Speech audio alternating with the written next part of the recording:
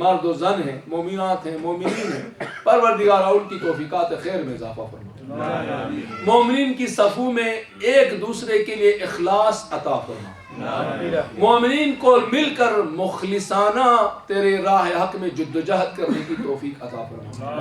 پروردگارہ یہ شہداء جو کہ ہمارے اوپر ناظر ہیں اور حاضر ہیں، وہ دیکھ رہے ہیں، کل گواہ بنیں گے، شہید و شاہد بنیں گے، پروردگارہ ان شہداء کی روحوں کو ہم سے راضی فرما، پروردگارہ ان شہداء کے راستے پر ہمیں چلنے کی توفیق عنایت فرما، پروردگارہ انہوں نے جن مقاصد و اہداف کی خاطر اپنا لہو بہایا ہے، ان اہداف کی خاطر، ان اہداف کے لیے ہمیں بھی ڈٹ جانے، ہمت دکھانے، یہاں تک کہ ضرورت پڑنے پر اپنے لہو، اپنے اموال، اپنی اولاد کو قربان کرنے کی توفیق عطا فرما۔ پروردگارہ یہ شہداء ہیں، ان کے درجات عالی ہیں، مزید متعالی فرما، ان کے جہاں جہاں پر باز ماندگان ہیں دنیا بھر میں مختلف جگہوں پر، پروردگارہ ان کے باز ماندگان صابر ہیں، مزید انہیں صبر جمیل عطا فرما۔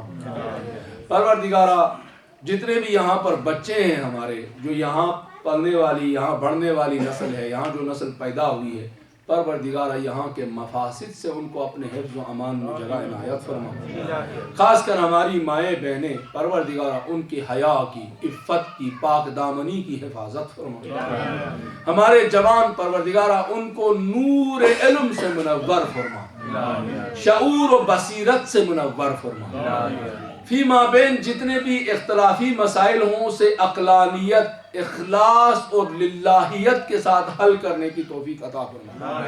پروردگارہ اس مرکز سے، میں دعا لمبی نہیں کرتا، آخری دعائیں ہیں، پروردگارہ اس مرکز سے جو بھی ماضی میں وابستہ رہا ہے، آج اس دنیا میں موجود نہیں ہے، اس کے ہاتھ عمل سے کوتاہ ہو چکے ہیں، ان شہیدوں کی برکتوں سے پروردگارہ ان کے درجات کو بلند فرما، ان کی مغفرت فرما، ان شہداء کے ساتھ ان کے جوار میں جگہ عنایت فرما، تمام شہداء کے لیے، جہاں کہیں بھی شہداء راہ حق ہیں ان کے لیے، خاص کر جو ہمارے حالیہ بغداد ایئرپورٹ کے اس مجرمانہ کارروائی میں جو ہمارے عظیم شہید ہوئے ہیں، ان شہداء کے لیے، اس مرکز سے وابستہ جو مرحومین ہیں ان کے لیے، یہاں جتنے یہاں پر موجود ہیں افراد ان سب کے لیے، اور خاص کر اس مظلوم اور مظلومین شہداء کے لیے جو شہداء ہیں لیکن ان کا فاتحہ پڑھنے والا کوئی نہیں ہے، یا اس لیے کہ ان کے وارثین مسلمان نہیں ہیں، یا اس لیے کہ ان کے وارثین مسلمان ہیں لیکن بے دین ہیں،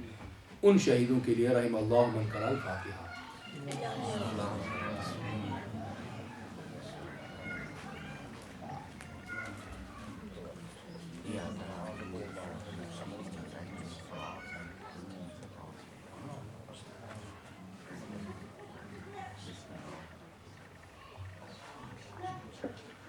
صلوات محمد وعلى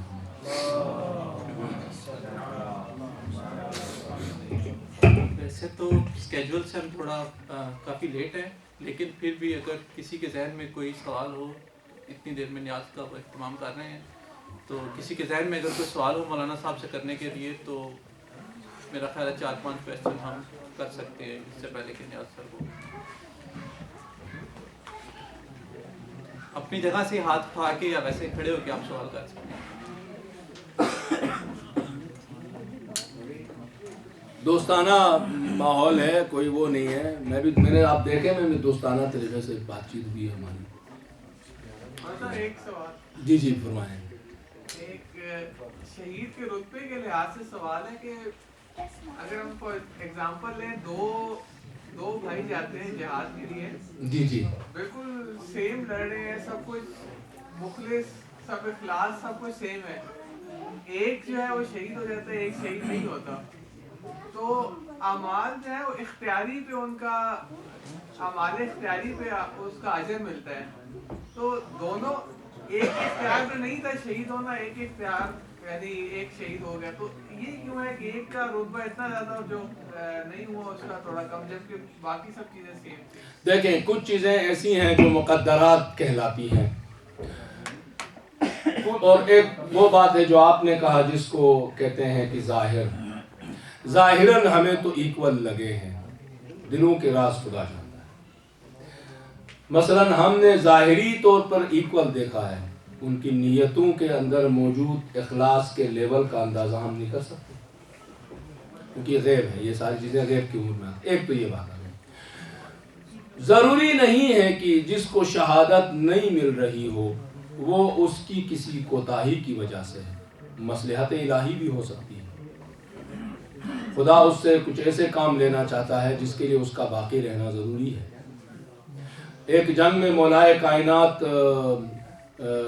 کیونکہ شہادت کی بات ہو رہی تھی تو مولائے کائنات نے آ کے جو ہے اللہ کے رسول کے حضور آ کر کہا کہ یا رسول اللہ مجھے شہادت جو ہے نا کیوں میرے نصیب میں نہیں تھی یہاں پر، کیونکہ باتیں ہو رہی تھی، بہرحال کچھ ایسے لوگ تھے جو چمگوئیاں کر رہے تھے، ڈیٹیل میں نہیں جاتے، تو اللہ کے رسول نے شہادت کی خوشخبری دی، مولائے کائنات سے مخاطب ہو کر فرمایا کہ آپ جو ہے ایک ایسے وقت میں ایک شقی ترین شخص آپ کے اوپر حملہ کرے گا اور یوں آپ کی شہادت ہوگی، یعنی میدان جنگ میں، میدان کارزار میں آپ کی شہادت اللہ نے نہیں رکھی، اس لیے کہ آپ ذخیرۃ اللہ ہے، بچا کے رکھنا ہے۔ یہ جو سیرت ہے، سنت ہے، الہیہ ہے، اس سے ہمیں یہ ریفلیکٹ ہوتا ہے کہ اللہ تعالیٰ کچھ وجوہات کے سبب کسی کو بقیہ بھی باقی بھی رکھتا ہے، اگرچہ خود شہید کی جو شہادت ہے اس شہید کو کہا ہے کہ شہید جیسے کہ العلماء باقون ہے، شہید بھی بقیت اللہ میں سے ہے، البتہ بقیت اللہ کی سب سے بڑی اور اعلیٰ ترین مصداق وہ امام زمانہ ہے، لیکن شہداء کیونکہ جان دے چکے ہیں راہ خدا میں مخلصانہ اور اخلاص کامل کے ساتھ، تو اللہ نے ان کو بھی باقی رکھ کر کہا یہ بھی میرے بقیت اللہ میں سے ہیں، یعنی وہ بقیت اللہ نہیں، وہ اکمل و کامل و اتم مصداق ہیں امام زمانہ نے، اسی کے ضمن میں نیچے جو ہیں یہ بھی بقیت اللہ ہے۔ جیسے اسی طرح کہا وہ اولیاء اللہ ہیں، شہداء کو بھی کہا یہ اولیاء اللہ ہے۔ میں نے یہ موضوعات چھوڑ دیے، میں نے دیکھا کہ شہداء کا تذکرہ ہو زیادہ، ان کے واقعات کا ذکر ہو زیادہ، شب شہداء ہے، عام مجلس ہوتی تو چلو ذکر کرتے ہیں، ان کو اولیاء اللہ بھی کہا ہے، یا اولیاء اللہ میں سے کہا، شہیدوں کو کہا یہ اولیاء ہے۔ اولیاء کیوں کہا؟ اس لیے کہ اولیاء ولی وہ بنتا ہے جو عالم امکان ہو، مثل ہو، اس سے نکلتا ہے اور عالم ملکوت و شہود میں پہنچتا ہے، کشف ہوتے ہیں، فنا فی اللہ ہوتا ہے، اور یعنی اس کے سامنے پھر حجابات ہٹ جاتے ہیں، تب وہ اولیاء اللہ میں سے کہلاتا ہے، کہتے ہیں یہ اولیاء اللہ ہے۔ تو یہ مقام وہ جب پاتے ہیں تو اولیاء اللہ کہلاتے ہیں، یہی ہے نا، اس لیول پہ پہنچنے والے کو اولیاء کہتے ہیں۔ شہیدوں کو اولیاء بھی کہا گیا ہے، کیونکہ شہید کی شہادت کے بعد جو حیات ہے ان کے پاس احیاء من عند ربہم ہے، وہ جو حیات ہے وہ وہی اولیاء کی حیات ہے۔ میں نے اس دن بھی ذکر کیا، یہاں سے ہمیں وہ جو اولیاء اللہ ہے، عارف باللہ ہے، ان کی باتیں سمجھ میں آتی ہیں کہ جب وہ یہ کہتے ہیں کہ دیکھیں ممکن ہے کہ ایک متقی پرہیزگار عالم انسان ساری زندگی لگاتا ہے کہ تب جا کے وہ ولی خدا بن جاتا ہے، اس تک وہ صلاحیتیں اسے ملتی ہیں، برزخی آنکھ کھلتی ہے، میں وہ ٹرمینالوجی استعمال کروں گا جو ہر کسی کے سمجھ میں آئے، وہ عالم جو ہے ملکوت کو ادراک کرتا ہے، حقائق اس کے سامنے کھلتے ہیں، اللہ تعالیٰ پردے ہٹا دیتا ہے اس کی آنکھوں سے، لیکن اس کے لیے ساری عمر لگاتا ہے وہ۔ لیکن وہی عارف مثلا امام خمینی کہتے ہیں یہ جو ساری عمر لگا کے ہم اس نئی مقام پایا یہ ان شہیدوں نے ایک رات میں حاصل کیا ہے، یہ اولیاء اللہ ہے، شہداء اولیاء اللہ ہے، یعنی اس مقام پہ پہنچے وہ شہید ایک رات میں۔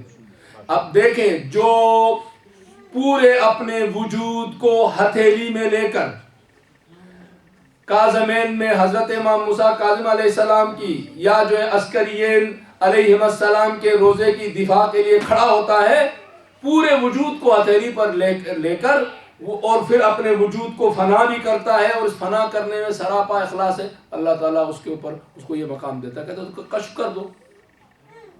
کیا فرمایا تھا؟ فرمایا 40 دن اگر میرے لیے مخلصانہ عبادت کرو گے تو کہا ینبع فی قلبک او یفجر لک، مثلا تمہارے دل کے اندر یہ پھوٹیں گے، حدیث قدسی ہے نا، کہا کہ پردے ہٹا دے گا اللہ، تمہیں اس مقام پہ لے جائے گا۔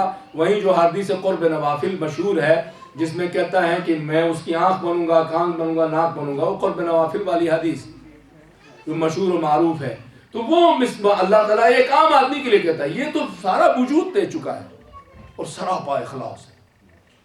چھوٹی سی مثال واقع کربلا کے اندر ہے، وہ شہید جب امتحان دے کے سارے جو وہاں شہداء ہیں بنی ہاشم و غیر بنی ہاشم سب نے امتحان دیا، وفاداری جب ثابت کر دی تو ہاں کہا کہ ہم 1000 بار جلا دیے جائیں، مار دیے جائیں، راکھ اڑا دی جائے، ہم نہیں جائیں گے. ثم احرق ثم انشر بالہوا، یہ جو الفاظ انہوں نے ادا کیے. سید الشہداء نے کہا اچھا یہ ہے، تو کہا کہ امتحان میں پاس ہو گئے ہو. انبیاء کو ٹائٹل دینے سے پہلے اللہ نے آزمایا ہے، ابراہیم کو آزمایا، پھر امام بنایا آزمائی سے. یہاں پر بھی یہ آزمائے گئے. جب اس مقام انہوں نے ثابت کر دیا اپنی وفاداری کو تو امام نے فرمایا تو آؤ پھر میں تمہیں سیر کراتا ہوں اپنے مقامات کی. اب یہ جو مقام ہے غور کیجئے گا، بہت اہم ہے. ان میں سے بہت سے ایسے افراد ہیں پہلے سے سیر و سلوک نہیں کر رہے تھے، پہلے سے میدان ریاضت و تقوی و پرہیزگاری کی ان مدارج کو طے نہیں کیا تھا، لیکن آج کی رات خلوص کا وہ پیکر بن چکے ہیں، وفا کا پیکر، خلوص کا پیکر بن چکے ہیں. سراپا سب کچھ فنا کرنے کے لیے تیار ہو چکے ہیں اللہ کے راہ میں. اسی لمحے میں اس منزل کو پہنچتا ہے عارف، اسی لمحے میں خدا نے پردے ہٹا دیا. امام نے اشارہ کر دیا، کہا دیکھو اپنے مقامات. بندہ یہاں بیٹھا ہے دیکھ رہا ہے جنت میں وہ کس جگہ پہ ہوگا، کیا اس کی مقامات ہیں، کیا منزلیں ہیں، کس قسم کے درجات اللہ نے دیا ہے. یہی صورتحال یہاں پر بھی ہے. کیونکہ قرآن مجید نے یہ چیزیں تو بند تو نہیں، کہیں پر بھی نہیں کہا کہ یہ سارے گزشتہ گئے تھے تمہارے لیے کچھ نہیں ہے، یہ تو نہیں کہا.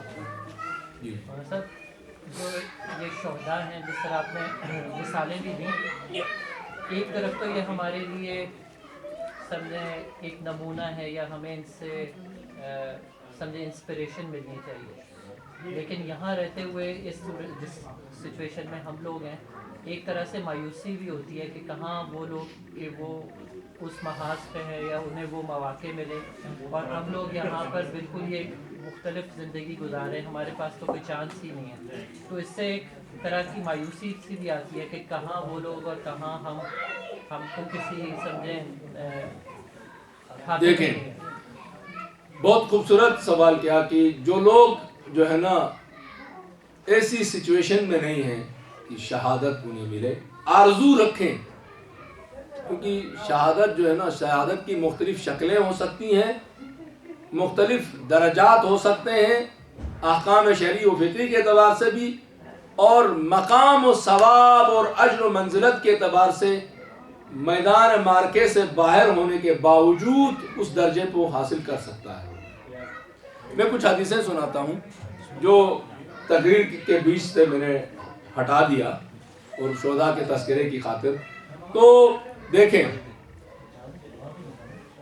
صرف 3 چیزیں آج ایگزامپلی ہم سامنے پیش کرتے ہیں، 2 یا 3 پیش کریں گے.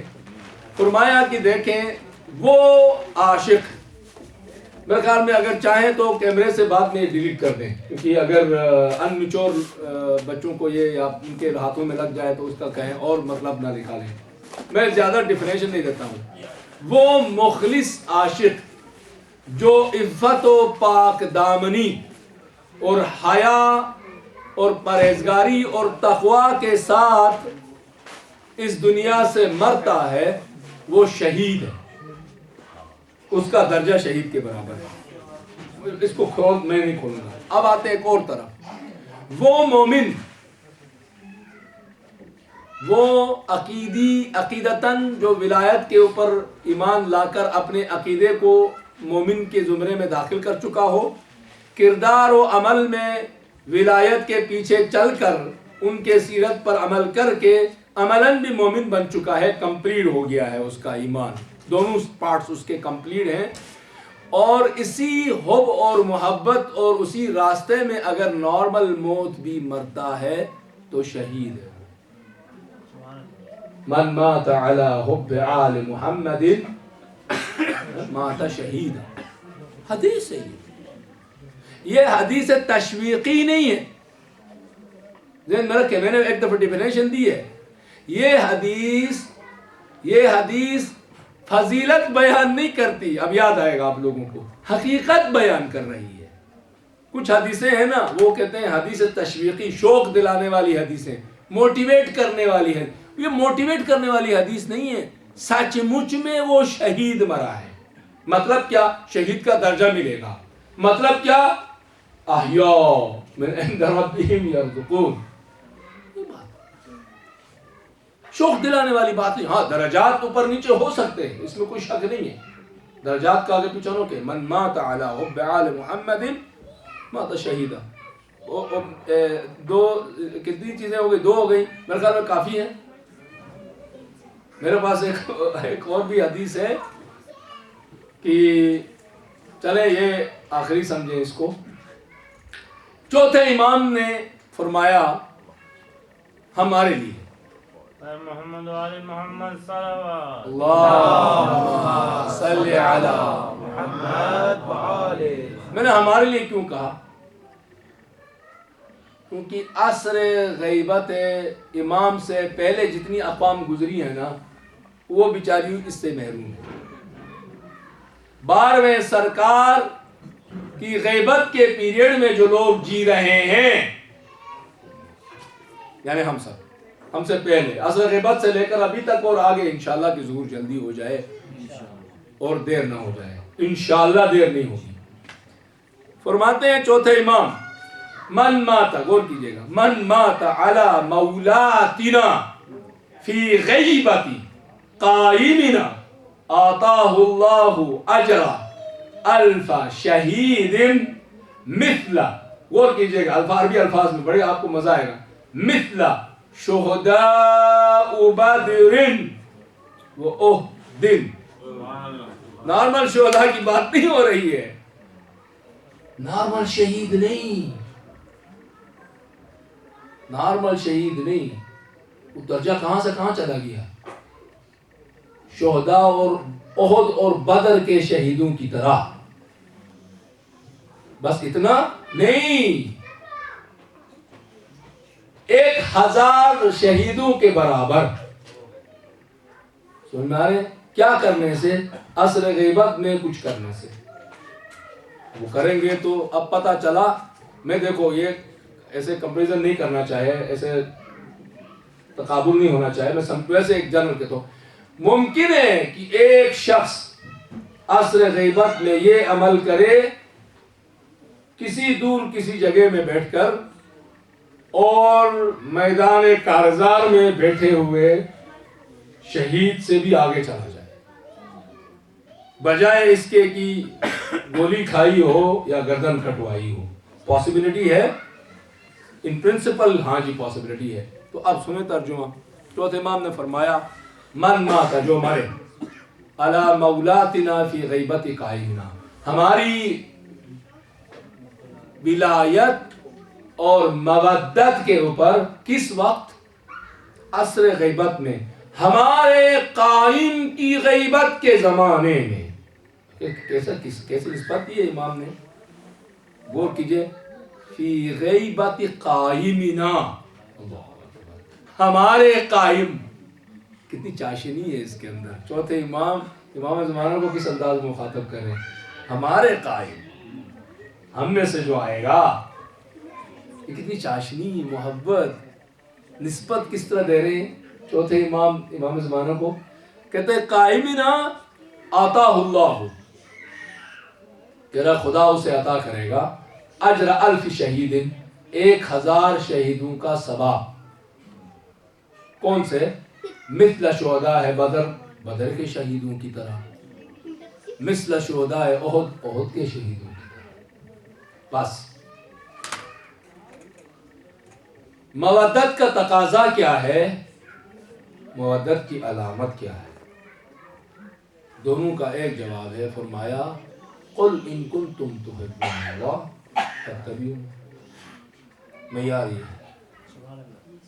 وہ جھوٹا عاشق جو معشوق سے کہے کہ میں تیرے لیے چاند ستارے توڑ کے لاؤں، تیرے لیے جیوں، تیرے لیے مروں، تیرے لیے خون سے لکھنا تو کیا رگ بھی کاٹوں، گردن بھی کٹواؤں، یہ جھوٹا عاشق. لیکن اگر معشوقہ اسے ایک چھوٹی سی چیز میں آزمائے تو 1000 بہانے کرے، تو ہمارے آج کی دنیا کے یہ بلحوثی عشقوں میں بھی پھر معشوقہ بھروسہ نہیں کرتی. کتنے جھوٹے ہو تم، بڑے فریبی ہو، کتنے جھوٹے وعدے کرتے ہو، جھوٹی باتیں کرتے ہو۔ اگر ہم معصوم سے کہیں ہم آپ کی مودت و محبت و ولایت و امامت و فران پہ، لیکن جب پریکٹیکل لائف کو کھنکالتے ہیں، ٹھیک اہل بیت کے دشمنوں کا جو لائف اسٹائل ہے وہ میرے پاس ہے۔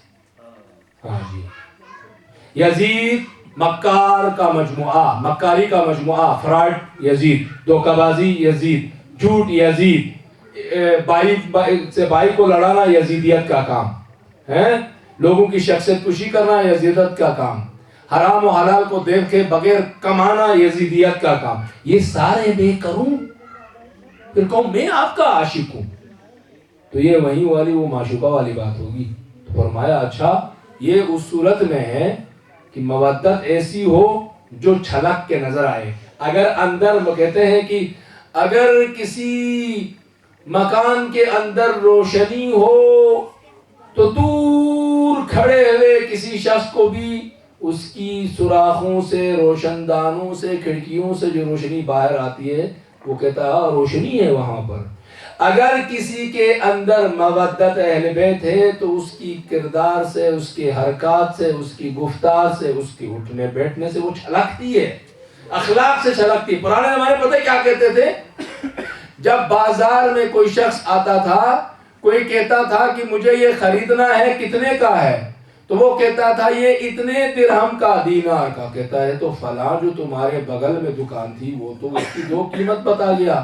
ارے تم علوی ہو کیا؟ سن رہے ہیں میری بات؟ سمجھ میں آئی؟ کہا ارے تم کیا علوی ہو؟ ہماری پہچان یہ تھی کہ علوی سچے، علوی ڈبل قیمت نہ لینے والے، علوی قابل بھروسہ، علوی امانت دار، علوی جن کے پاس ناموس کی امانت رکھو، اموال کی رکھو، محفوظ رہے گی۔ جھگڑے ہوتے تو کہتے تھے چلو علوی کے پاس پوچھتے ہیں۔ علوی یعنی شیعہ، یہ شیعہ ٹرمینالوجی آستہ آستہ آئی ہے نا، کہ علوی یعنی شیعہ، یہ ہمارا ماضی رہا ہے۔ دو دکانداروں میں سے خریداری کے لیے عورت آتی ہے، مرد آتا ہے، آسد پوچھتے علوی کون ہے؟ کہتا میں علوی نہیں ہوں۔ کہتی اچھا اچھا معذرت، بغل میں کہتے علوی ہے؟ کہتے وہ علوی ہے۔ کہتا اس سے خریدتے ہیں، چیز صحیح دے گا، پیسے مناسب لے گا، اچھی پیکنگ میں بری چیز نہیں بیچے گا۔ یہ علوی کی یہ تھا کردار ہمارا، ہماری پہچان، ہمارا کردار تھا۔ کہتے تھے علوی دھوکے باز نہیں ہے، جھگڑالو نہیں، فسادی نہیں، فراڈی نہیں۔ علوی کا پہچان یہ تھی ہماری۔ یہ سب پیریڈ گزرا ہے۔ آپ یقین کریں لوگ آتے تھے اپنے اہل و عیال کو علوی یعنی شیعہ کے پاس امانت رکھ کے جاتے تھے۔ کہتے ہیں اس شہر میں کوئی ہے جو علوی ہو؟ کہتے فلاں یہ محلہ ہے نا، یہ علویوں کا محلہ ہے۔ لے کے جاتے تھے، السلام علیکم، وعلیکم السلام، آپ کے گھر میں جگہ ہے کچھ مہمانوں کی؟ جی ہے، فرمائیں۔ کہتے ہیں تو میں فلاں شہر سے آیا ہوں، میں علوی تو نہیں ہوں لیکن میرے ساتھ ناموس ہے، میری جوان بیٹی ہے، میری بہو ہے، میری بیوی ہے، میری ماں ہے، میں جانا چاہتا ہوں حج کے لیے۔ 1-1.5 مہینہ یہ امانت آپ رکھیں گے؟ ہاں ہم اپنے ساتھ خرچہ مرچہ کچھ لے کے آئے ہیں، وہ ہم کنٹریبیوشن کریں گے گھر میں۔ عربی کہتا تھا جناب میں رکھوں گا، کبھی کہتا تھا دیکھیں جگہ کا پرابلم ہے، تھوڑی سی اجرت بھی دینی پڑے گی۔ کہتا اچھا ٹھیک ہے، طے کرتے ہیں، اجرت دے دو۔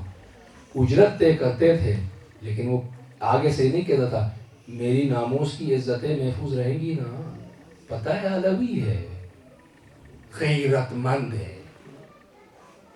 مولا فرماتے ہیں مو زنا غیور قط، نحوی بلاغہ میں یہ ہماری پہچان تھی۔ کہتا ہے غیرت مند انسان کبھی بے حیائی کا کام نہیں کرتا، بے عفتی کا کام نہیں کرتا ہے۔ ما زنا کہتا زنا نہیں کرتا۔ زنا کی مختلف اسمیں، صرف جنسی اس کی بات نہیں ہو رہی۔ یہ علویوں کی پہچان تھی۔ اب یہ جو شیعہ ہے نا، یہ اگر قائم آل محمد کی دور میں ایسے کردار کے ساتھ مرے گا تو 1000 شہداء بدر و احد وغیرہ کے درجے کے برابر ہوگا.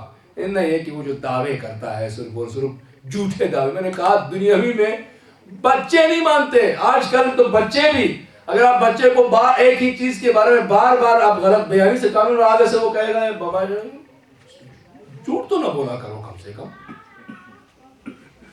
کوئی نہیں مانتا. یہ کیسے ہو سکتا ہے کہ ہم بڑے چالاک ہیں, دھوکہ دیں گے امام علی کو, ہم دھوکہ دیں گے. ہمارے مولا ہیں, کام وہ کریں گے جو ابن ملجم والا ہے, کردار ہمارا وہ ہوگا. کسی سے وعدہ کیا تو فراڈ کیا, دھوکہ دی, امانت لی تو خیانت کر دی, دھوکہ دیا, چیٹنگ کی کاروبار میں, 4 پیسے کے لیے سب کچھ بیچ دیا, قسمیں بھی اٹھائی, ناراضگی بھی مولی, دوستیاں بھی ختم کر دی. یہ علوی کردار نہیں ہے بھائی, علوی کردار تو یہ نہیں ہے. تو آپ یہ بتائیں کہ ہم کس کو دھوکہ دے رہے ہیں؟ آپ سمجھتے ہیں باب مدینۃ علم کو ہم دھوکے میں رکھیں گے, منہ سے کہیں گے مشکل کشا مشکل کشا. مولا علی علیہ السلام یہ ہے نا نعوذ باللہ ایسے سادہ ہستی ہیں کہ وہ کہیں گے مشکل کشا کا میں جاتا ہوں مدد کے لیے. نعوذ باللہ ونستجیب تحقروا افواءکم فانها طرق القرآن. ایک شخص آیا, جو چھٹے امام ختم کرتا ہوں, چھٹے امام کے پاس فرمایا بولا اتنی دعائیں جو آپ نے دی تھی, آپ کے اجداد نے دی تھی, پڑھ پڑھ کے زبان میری تھک گئی, مسئلہ حل نہیں ہو رہا ہے. امام نے یہ فرمایا طہروا افواءکم, کہا کہ تم نے زبان پاک کی تھی, مسواک کیا تھا نہیں, برش کیا تھا کہ نہیں, یہ زبان تمہاری پاک ہے. تم پاک و طاہر دعاؤں کو گندی نالی سے گزارنا چاہتے ہو تو گندے ہو جائیں گے. اگر صاف منرل واٹر ایسی پائپ سے گزارے جو گندگی سے بھری ہوئی ہو تو پانی ادھر گندا ہو کے نکلے گا نا, ہوگا کیا نہیں ہوگا؟ تو ایسی دعاؤں کا پھر وہ دعائیں نہیں پوچھتی وہاں پر. وگرنہ میں ابھی دوستوں سے بھی کہہ رہا تھا, حضرت یونس کی جو دعا ہے اس کو کہتے ہیں دعا کے پہلے حصے کو جو پڑھے, معصوم کا فرمان ہے, پہلے حصے کو پڑھ کر جو دعا مانگے کہتا ہے کہ قبول نہ ہو ممکن ہی نہیں ہے, اور قبول نہیں ہوتا تو سمجھو کہ اس سے بہتر اسے ملنے والی ہے. لیکن یہ کس کے لیے کہا ہے؟ ہر کسی کے لیے. یعنی جو منرل واٹر لے کر پاک و طاہر و طیب کو لے کر ناپاک سے گزارے گا تو اس کے لیے بھی یہی ہوگا؟ نہیں ہوگا. قرآن نے کیا کہا؟ لا یمسہ الا المطہرون. اہل بیت کے بارے میں کیا بتایا؟ یطہرکم تطہیرا. اب ہم آئے ہیں یہ 2 مطہرون کو پکڑنا چاہتے ہیں اور اس سے اپنی وہ لینا چاہتے ہیں گندگی کے ساتھ. کہتے ہیں مشکل, ہم مشکل کشا ہیں, وہ مشکل کشا ہیں. آپ نے اس مشکل کشا سے مدد لینے کی آپ نے اپنے ایلیمنٹ صلاحیتیں ختم کر دی ہیں. طاہر ہوا وہ کہتا ہے صاف کرو خود کو, کریکٹر ٹھیک کرو, پھر یہ ممکن ہے. کریکٹر کے بغیر جو ہے نا دعوے تو کوئی بھی نہیں مانتا بھائی, نہ خدا نعوذ باللہ ایسے دعوے نہیں ہو سکتا ہے. میں منہ سے جو کہوں اس پر بھروسہ کیا جائے, جو اندر رکھا ہوا ہے وہ نظر نہیں آئے. یہ میرے اپنے دوستوں میں تو ہو سکتا ہے منہ سے چرف زبانی کر کے معاملہ ٹھیک کروں, وہ کیا ہے اقرب من حبل الورید ہیں, وہ دلوں کے راز جانتے ہیں. منہ سے کچھ بھی کہو وہ دل کو کہیں گے نہیں, زبان اور دل ایک ساتھ نہیں ہے. مشکل کشا یا علی ادھر سے ہے, ادھر جو ہے نا علی کا جو دشمن ہے اس کا کردار ہے تمہارے پاس. وہاں تم نے مرحب کو, وہیں انتر کو, وہیں